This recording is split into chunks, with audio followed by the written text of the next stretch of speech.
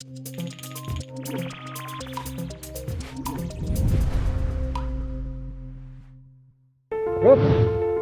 It's nearly Christmas. Yeah, last week before Christmas.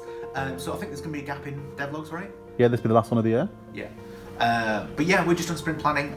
Jack is off today. He's doing Christmas shopping because I think he left it a bit late.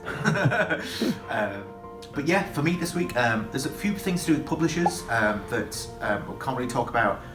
Some stuff with the job applicant stuff that we've got going on for 3D artists that we're hiring. Can't talk about that much either.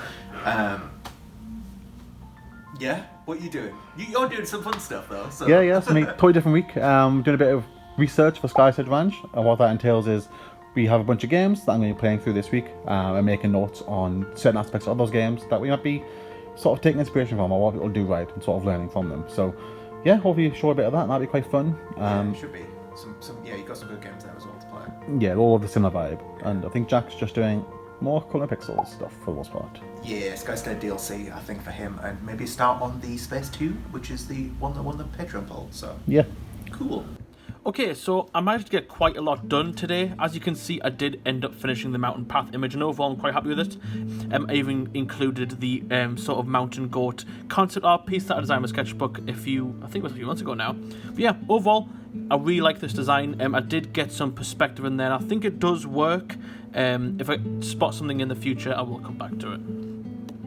I also managed to get done this grizzle image, which I'm really proud of. This is probably my favourite one I've done today, and really captures the sort of laziness of the grizzle. Didn't take too long. It's quite a small image, so yeah, I'm quite happy with that one. It kind of goes with that cartoon aesthetic that I'm trying to push a little bit more in these images, and overall, as I said, I'm really happy with it. A bit of insight on the actual sort of research tasks I mentioned in the sprint planning. So over the last autumn sale, Rob picked up 5 games for my work account, all of similar vibes. So I've got Ooblets, Palo Pines, I think it's pronounced, My Time at Portia, Fair Farm, that's another big one that's come out recently, that's of the same sort of genre, and Slime Rancher as well, obviously Jumanji game. So similar aspects. I've got a long list of things to look out for, mostly things with the farming aspects, creatures building. You can probably pause it, have a good look if you want. But yeah, down here I've got my notepad out, which I haven't used in a long time, and I'm going to start actually playing the game and then just taking notes down here, and then yeah, made it all concise with screenshots I think later on. Yeah, today I've been playing Ooblets. As I've been playing as well, I've been taking screenshots, writing down my notes. You can see there in the book, I've got quite a lot of notes there as well. Oh, there you go. On another page. So yeah, lots of notes taking. The game's very fun. It's very basic. Like you can control most of the game with just the arrow key. You don't really need the mouse much.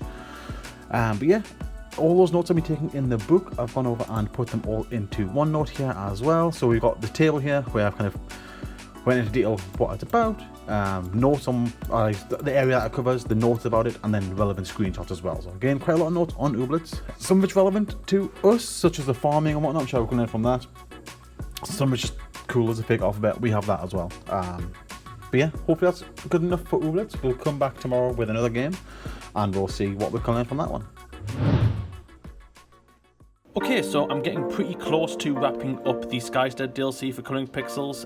The bulk of my day has been working on this image here, which is definitely a larger image. It's about 147 by 202. So it's a big landscape image. Kind of wanted to capture the sort of entrance to the game where the character's going up to the island. I think it looks pretty good. I'm quite happy with it. I was stuck on it for a while trying to get the colours looking right, as nothing really blended. The colours of the island kind of made it look like the depth was off, but I figured it out in the end by adding some overlays and making it give a bit more of a blue hue. No one, quite happy with it. But as for now, I'm moving on to another image, which is the notice board. I'm going to go for a more cartoony isometric design, so it's going to be sort of looking top down. So I'm going to get to work on that now, and I don't think this one will take too long, hopefully. Yeah, another day of game research. Today playing Paleo Pines. Similar to the other game, Ooblets, you can create a character that's ambiguous, in the sense it doesn't actually make you select a gender. You can just select hair and clothing, which seems to be the done thing now, which is quite cool to learn that. Anyway, this is sort of just another sort of creature collector in a sense. You've got a lot of farming elements, but you're collecting dinosaurs. Start playing around with the pen sizes and whatnot. There's loads of different nuances. Now you see here, taking... We're taking a lot of notes on this game, a lot more than the previous ones. So yeah, I'm going to get this into OneNote now. I was doing Slime Rancher this morning, and I got some notes on that with a lot of screenshots. So we're taking a lot more screenshots for Paleo Plains, and I'll be getting that in note form as well, so we can use it as something to refer back to. Okay, so it's going to be a bit of a different morning from this morning. I decided to take a little break from the cutting pixels work, and I thought I would go through some of the Athena fixes that Rob has been hard at work displaying for me. So, as you can see, Rob has put a lot of fixes up for me. All the ones on the left here need to be touched up and tweaked. So there's quite a lot to go through, so I thought I would just start making my way through the list earlier rather than later. So as you can see now, I'm starting on the acorn tree sapling. This one's quite an easy fix. It's just one texture and all the transforms need applying. So essentially, bake all the textures and just make sure that all the rotations on the right here are locked in, which is a simple case of, can I do this with one hand? Yes, I can. All transforms. Boom. Everything's zeroed out. So there's a lot of little fixes like this that need doing, but there's also some larger fixes. But today, I think I'm just going to go through the smaller ones to try to get through as much as I can. So yeah, that's a wrap on the Skyster DLC. I managed to wrap up with this last image, which is a really cool one. Had to base it on the sky ship, of course, because that's one of the most iconic things in the game. And I thought I would take this sort of side panel aesthetic with a bit more of a tighter sort of image. So it's not as tall as other ones, it's quite thinned down.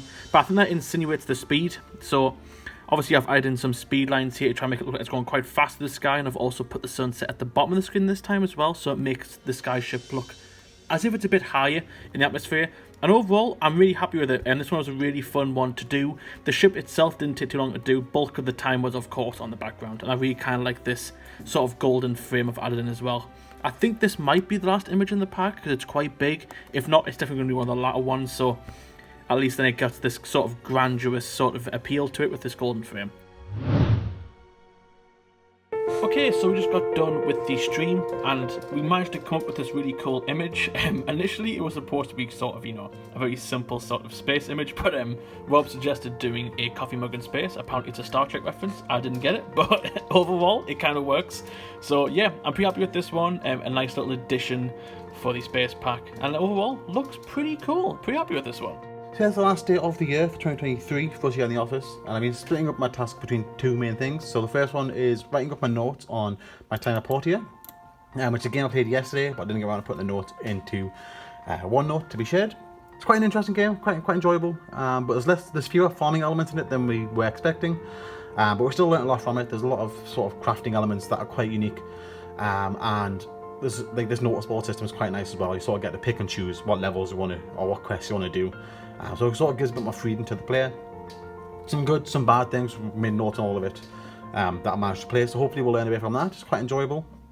Other than that though, another major task was the Space 2 pack store page. So this is the first DLC of 2024, be coming out in January. The keen-eyed of you will notice these screenshots are actually from Space 1. That's fine there to say as temporary placeholders. We'll be replacing them when we have the artwork. We just want to get this sent off to Steam in order to allow them to review the page before we come back in the new year. So yeah, got the asset up there in the top right. Jack made this image specifically for the store page asset, so hopefully that's working quite nicely. But yeah, that's ready to go. Other than that, she's been wrapping up stuff with the hiring process. So we've been getting quite a lot of applicants coming in. Rob's been filtering through the applications, and then any that need actual responding to, sort of sending them the test or rejecting the message. I've been going ahead and getting that done. So that's closed now. We're just waiting for people to send in the tests, and we'll be reviewing that in the new year again when we come back. Guys, it's Christmas! It's Christmas! We've just done unwrapping presents for each other and stuff like that. Whoa, Star Trek. Whoa. How's the been? You alright? I'm chill, mate. How are you? I'm good.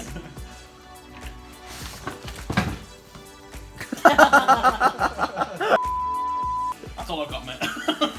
Yeah, this is the last vlog of the year, and there'll be a 2-week gap between this one and the next one. We'll be coming back in January. It'll be the first week after January, once we want more footage to record and edit together. But yeah, thanks to everyone who's watched us throughout the year. Got a lot of good stuff coming in the new year. We've got more Wooloop DLCs, more Coloured Pixels that Jack's already working on, a bit more Hexseed as well, and a new starter, a new employee as well. We'll see where that goes. We're still in the process of doing that. But yeah, thanks to our patrons who support us all year as well, and thank you to everybody. Merry Christmas! Merry Christmas! Merry Christmas! He does it a lot better than I do.